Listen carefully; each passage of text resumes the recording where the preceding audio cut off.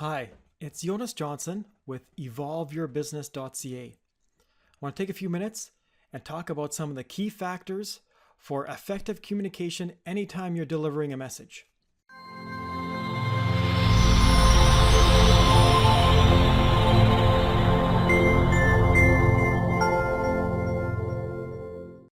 When you're delivering a message and communicating information, you want to ensure that the other person is hearing what you're saying and understanding. So there's a variety of different methods that you can use to do that.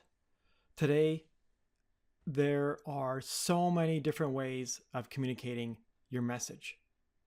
But if the message is not being heard, then the message is going to fall on deaf ears, and the person that's supposed to be receiving it is not going to get any benefit from it.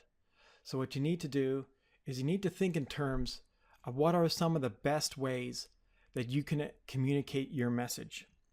And good staff communication is essential to the success of your business. And that can be your farming business or any other business.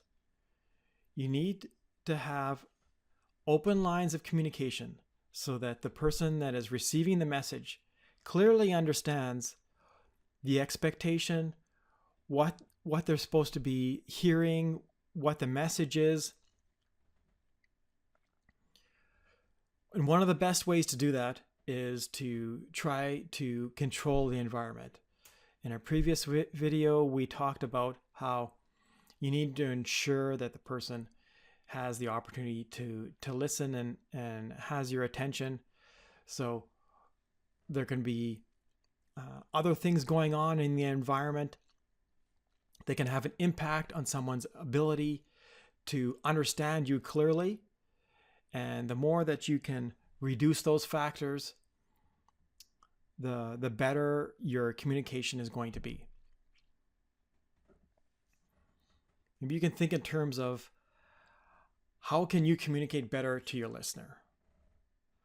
I think it's funny that they have these two cans up here with a string.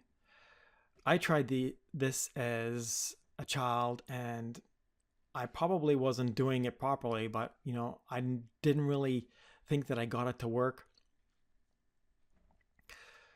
And it can be the same thing when you're trying to communicate a message to another person. You're speaking on one end and you believe that the other person is hearing exactly what you're saying. But you can't always assume that the other person is receiving your message clearly. There can be some distortion, something going on in between that's reducing their ability to understand your message. And creating a culture of communication is going to be a key factor in all of your communications. People need to understand that they are free to ask questions, that when you are delivering information, that they can get feedback from you if they're not doing it properly. Asking questions is a key factor in helping the other person understand what you are trying to communicate. And if you haven't created the culture where someone doesn't feel comfortable asking questions because they think they're going to look stupid, perhaps they believe that they've been hired for that specific position because they're an expert and they're knowledgeable in this area, and if they are going to raise their hand and ask a question, they're going to potentially look foolish, and that somehow that's going to have an impact on their role as an employee, from a manager's perspective, or from a farm owner. That's going to impact what they're going to do in the future. So there needs to be an entire culture for all people on the farm that they know that they can come to you and ask questions, say that they don't understand something, and that is not going to be treated in a negative manner. It needs to be positive and reinforced, because that's only going to help them learn. And if you can create that culture, there is going to be so much more productivity and feedback, because the worst thing that you want somebody to do is tell them how to do it, have them go off and not understand what you're saying, do it wrong, and then you have to go back and now you've got to fix this situation. And you're thinking of terms of people being around hazards. This can have a real negative impact on employees and the whole work experience. If someone has been communicating some problems or asking questions, then that person feels comfortable with the culture that you've created to question what you're doing or question the information. And that's going to be far more productive, getting that done as soon as possible, rather than trying to deal with whatever situation a miscommunication can present farther down the road. The farther that goes down the road, the more problems you're going to have, and the bigger the mess that you're going to have to deal with. So if you want to focus on getting someone's attention, there's a variety of different ways you can do that. You can meet one-on-one. Perhaps it's something that you feel that needs to be addressed on a personal level, or you want to clearly have the person give you feedback that they understand what the expectations are or how they're supposed to be doing something. And perhaps in a larger group, they may not be as comfortable in doing that. So meeting one-on-one provides additional advantages. It doesn't have the group dynamics. It's more of a personal connection, and they might be more willing to ask questions. And you can ensure that they have a better understanding of what the expectations are and what they're supposed to be doing. You don't always have the opportunity to meet with everyone in groups or in one-on-one. Sometimes you're meeting as a group, you have a large number of people.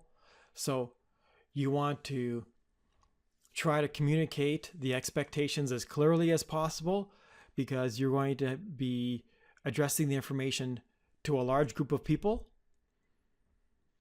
And you want to get feedback from the group as much as possible to ensure that they have an understanding of exactly what the expectations are.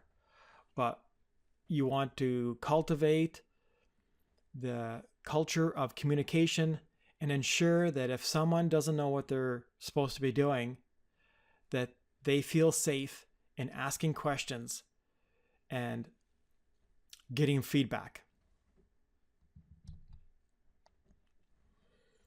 So perhaps you can think about your own situation.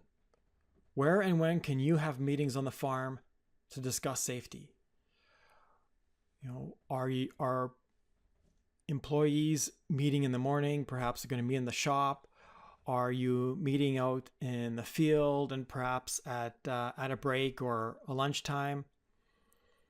The best time for you to communicate is going to be different based on your situation. And you want to keep in mind all of those other key factors about reducing the other distractions, being able to ensure that someone has your attention, and that